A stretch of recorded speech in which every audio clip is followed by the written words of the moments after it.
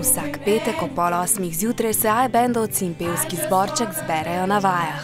Flavtistka Anja, bobnar Irenej, pianist Samo in kitarist Bor takrat ne igrajo na glasbila, ampak na tablične računalnike.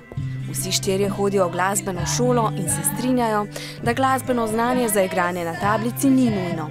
Mi pa pomaga, ker imam že predznanje iz teorije v glasbeni šoli. Na tablici igrajo z aplikacijo GarageBand, kar ima tako svoje prednosti kot slabosti.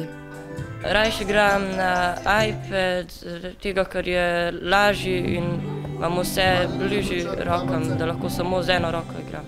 iPad lahko posod vzameš s sabo, recimo klavire ne moreš. Sam po mojem pa, da ni čisto isto, kot tisti občutek, ki dobiš, ko igraš inštrument.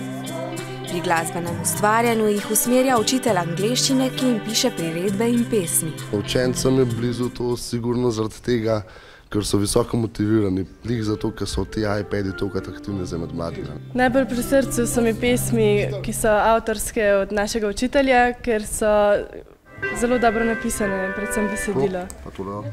Ena izmed njih je tudi F-song, ki govori o tem, da nenehno brskamo po računalnikih in telefonih ter všečkamo. F-song je iBandovcem najbolj pri srcu. Ker preprost za igrati, pa ker je besedilo zelo realno. Po vaji namreč tudi iBandovci uporabijo tablice za druženje na spletu.